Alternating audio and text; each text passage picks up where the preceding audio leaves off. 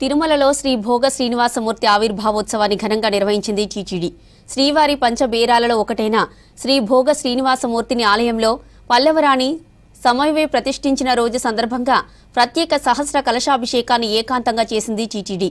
శ్రీవారి ఆలయంలోని గరుడాల్వార్ సన్నిధికి శ్రీదేవి భూదేవి సమేత శ్రీ మలయప్ప స్వామి, శ్రీ భోగ శ్రీనివాసమూర్తి, శ్రీ విశ్వక్సేనుల వారిని తీసుకొచ్చి ప్రత్యేక పూజలు చేశారు పండితుల వేద పారాయణం చేయగా అర్చక స్వాములు ఏకాంతంగా సహస్ర కళాభిషేకం వైభవంగా నిర్వహించారు.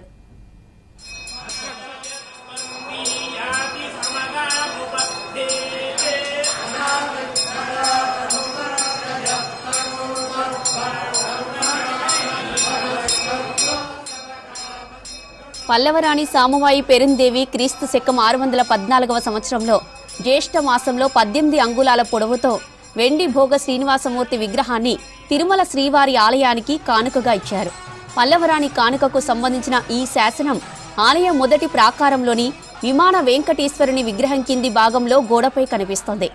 ఆగమం ప్రకారం శ్రీ భోగ శ్రీనివాసమూర్తిని కౌతుకామూర్తి అని, శ్రీ మానవల పెరుమాలని కూడా పిలుస్తారు. కార్యక్రమంలో Tirumala Peddajeeyar Swamy, Chinnajeeyar Swamy, TTD chairman V R Naidu, TTD అదనపు ఈవో వెంకయ్య చౌదరి, అర్చకులు, అధికారులు పాల్గొన్నారు.